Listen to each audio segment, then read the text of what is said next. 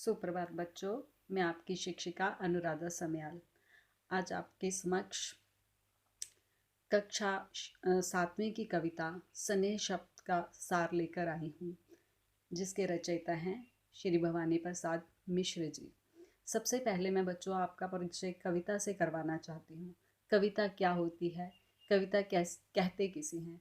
बच्चों, कविता एक काव्यात्मक रचना होती है जिसे छंदों में श्रृंखलाबद्ध रूप से विधिवत रूप से बांधा जाता है, यानी श्रृंखलाओं में विधिवत रूप से बांधा जाता है।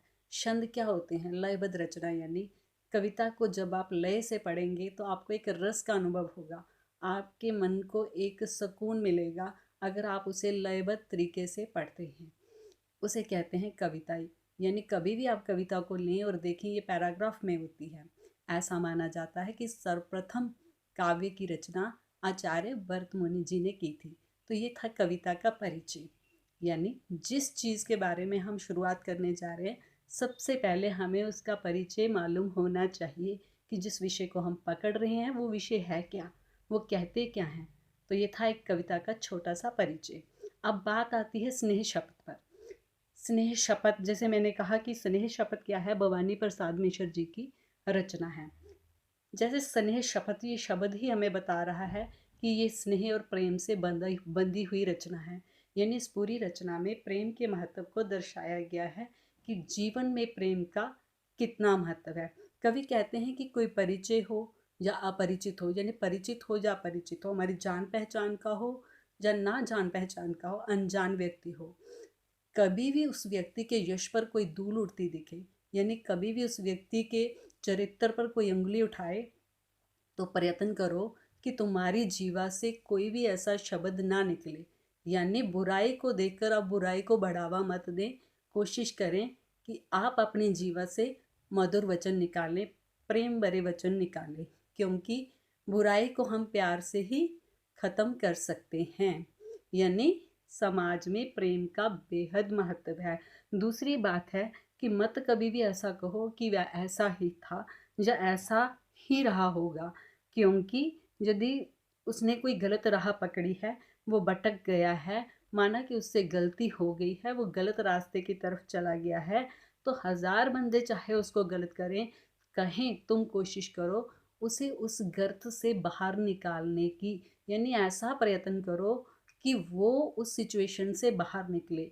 क्यों निकले? कवि ये मानते हैं कि दिल के अंदर जितनी भी धूल हो, प्रेम ही एक ऐसी चीज़ है जो हर गर्त के अंदर जा सकता है। किसी भी सिचुएशन का सामना करना हो तो प्रेम में वो ताकत है, वो हर समस्या का समाधान कर सकता है।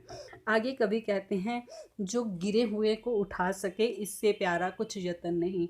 अगर कोई गिरा हुआ है, गिरा हुआ का मतलब ये नहीं है यहाँ पर कवि का कि आप गिर गए हो तो हमने आपको उठाना है। यानी जो पथ भ्रष्ट हो चुका है, जो अपना रास्ता भटक चुका है, उसे हम अगर सही रास्ते पर लाते हैं तो इससे प्यारा कोई भी यत्न नहीं है। लेकिन ये होगा कैसे? प्यार से, है ना। अगर हम उसे प्रेम रूपी अपना आश्रय दें, यानी सहारा दें, मधुर वचन बोलें, उसे समझाएं, उसकी जो बुराई है उसको उछालने की बजाय उसे सही रास्ते पर लाएं, और देखें कैसे? प्यार भरी नज़रों से। कभी भी ऐसा दुस्साहस ना करें कि वो गलत रास्ते की तरफ ही बढ़ता जाए, यानी उसे वापस आने का कोई अवसर ही ना मिले। याद रखें, सख्त बात से कभी भी काम नहीं बनते हैं। कभी भी किसी काम को बनाना है, बिगड़ते काम को बनाना है, तो हमें मधुर वचनों का सहारा लेना ही पड़ता है। वही चीज़ है कि स्नेह से अगर हम थोड़ा सा काम लें, तो हम अगर अपने अंतर का नेह, यानी हमारे अंदर जो प्रेम है, प्रेम देखो सबके अंदर होता है। मैं यहाँ पर एक चीज़ बता दूँ, कवि का यही भाव है कि जो व्यक्ति हमसे नफरत कर रहा है, ऐसी बात नहीं है कि उसके अंदर प्रेम नहीं है। बात यह है कि सिर्फ उसे बाहर निकालने की ज़रूरत है। तो आप अपने अंदर का प्रेम निकालें और उस व्यक्ति के को समर्पित कर दें थोड़ा सा प्रेम, यानी उसे दें थोड़ा प्रेम, तो वो जो व्यक्ति है वो सही राह पर आ सकता है।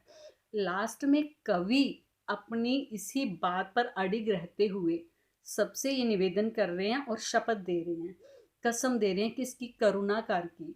वो करुण लोग, वो मतलब कि समस्याओं से ग्रस्त लोग जो इस वक्त परेशान हैं, वो लोग, और वो जो नंगे, यानी जिनके पास तन ढकने को भी कुछ नहीं है, उन लोगों की, और कुछ वो भिखमंगे लोग जो भीख मांग कर अपना गुजारा कर रहे हैं और कुछ जो भीख मांगते हुए ही अपना जो जीवन जो है समाप्त कर चुके हैं, यानी इतनी कठिन परिस्थितियों से जो गुजर चुके हैं।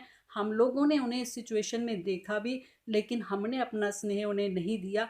तुम्हें उन लोगों की कसम है, उन लोगों की शपथ है कि तुम कभी भी जिंदगी में सख्त व्यवहार से किसी के सामने भी पेश नहीं आओगे। यानी जब भी किसी के सामने जाओगे, किसी भी ऐसे व्यक्ति को देखोगे जिसके ऊपर काफ़ी लांछन लग चुके हैं, जो जहाँ वो व्यक्ति जो कठिन परिस्थितियों से गुजर रहा है, तुम क्या करोगे? अपने अंतर का नहीं, अपने अंदर का प्रेम उसे ज़रूर दोगे। और ऐसा करके तुम्हें देखना कि तुम्हें बहुत अच्छा लगेगा। अगर इस हम पूरी कविता का सार देखें तो यहाँ पर कवि ने मात्र और मात्र स्नेह के महत्व को दर्शाया है। प्रेम का कितना बड़ा महत्व है, ये बात भवानी प्रसाद मिश्र जी ने स्नेह शपथ कविता में बार बार जोर देकर कही है कि प्रेम से बढ़कर कुछ नहीं, प्रेम ही एक ऐसी चीज़ है जो किसी के भी हृदय में सरलता से समा सकता है। आशा करती हूँ आपको मेरी कविता का भवानी प्रसाद कविता जी की कविता स्नेह शपथ का सार अच्छी तरह से समझ में आ गया होगा। धन्यवाद।